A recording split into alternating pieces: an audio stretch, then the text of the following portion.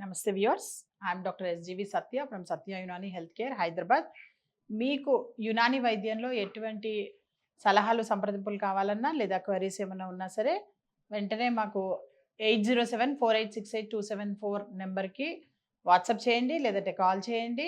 దా ఆ ఏవైతే క్వరీస్ ఉన్నాయో మీకు వాటికి జవాబులు మీకు మన నెక్స్ట్ ఎపిసోడ్స్లో మేము ఇక్కడే డిస్కస్ చేస్తాం. అయితే ఈరోజు మన టాపిక్ ఏంటి అంటే జీన్స్ ఏదైతే ఉందో ఆ జీన్స్ ఫ్యాబ్రిక్ అన్నది మనకి ఇక్కడ సౌత్ ఇండియాలో వాడచ్చా వాడకూడదా, ముఖ్యంగా హైదరాబాద్లో. నేనేమంటానంటే ఇండియాలోనే అసలు మనకి మ్యాక్సిమం ఏదైతే ఏరియాస్ ఉన్నాయో ఇక్కడ అంతా కూడాను, ఐ మీన్ మధ్యప్రదేశ్ కానీ, మహారాష్ట్ర కానీ, ఉత్తరప్రదేశ్ కానీ, ఎక్కడైతే చలి ప్రదేశాలు ఉన్నాయో అక్కడ కూడాను చలి ఉన్నంత వరకు ఉంటుంది మనకు. ఆ తర్వాత సమ్మర్స్ కూడా అంతే ఎక్కువగా ఉంటాయి మనకి.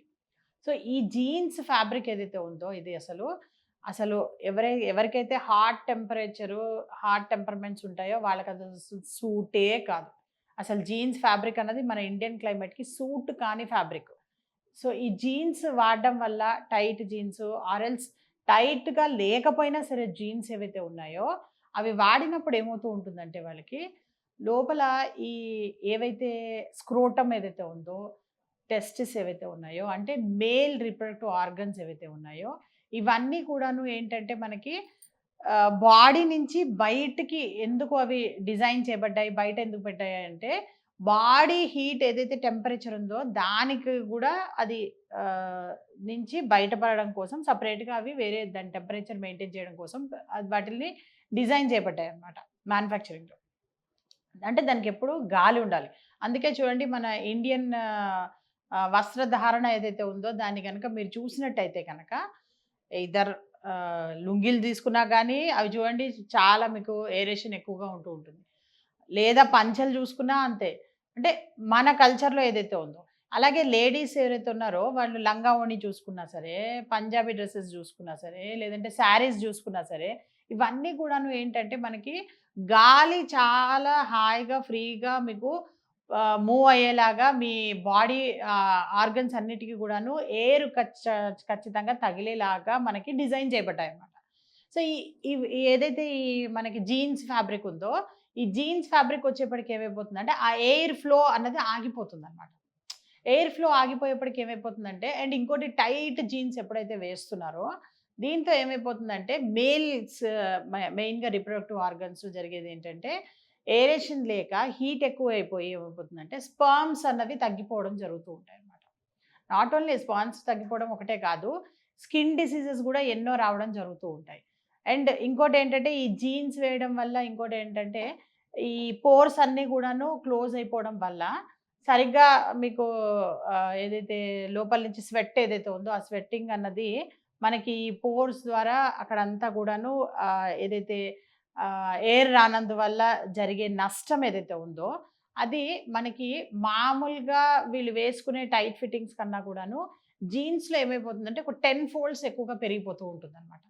సో అందుకని వీలైనంత వరకు మేల్స్ ఎవరైతే ఉన్నారో ముఖ్యంగా ఇండియన్ క్లైమేట్‌లో ఉంటున్న వాళ్ళు ఎవరైతే ఉన్నారో వాళ్ళందరూ కూడాను వాళ్ళ జీన్స్ ఫ్యాబ్రిక్‌ని వదులుకుంటే మంచిది. లేకపోతే గనక అనవసరంగా ఇన్ఫర్టిలిటీ ప్రాబ్లమ్స్ వస్తుంటాయి. తర్వాత రీప్రొడక్టివ్ సిస్టమ్‌కి సంబంధించిన ప్రాబ్లమ్స్ వస్తుంటాయి. స్కిన్ డిసీజెస్ వస్తుంటాయి. అండ్ ఈవెన్ బ్లడ్ సర్క్యులేషన్‌లో కూడాను అంటే పెరిఫెరల్ వాస్కులర్ రెసిస్టెన్స్ ఏదైతే ఉందో అది కూడా ఎక్కువైపోవడం జరుగుతూ ఉంటుంది. ఎవరికైతే డ్రై స్కిన్ ఉంటుందో వాళ్ళకి ఈ జీన్స్ ఫ్యాబ్రిక్ అన్నది ర్యాపిడ్ జరిగి అక్కడి నుంచి పుండు పడడం స్టార్ట్ అవుతూ ఉంటుంది.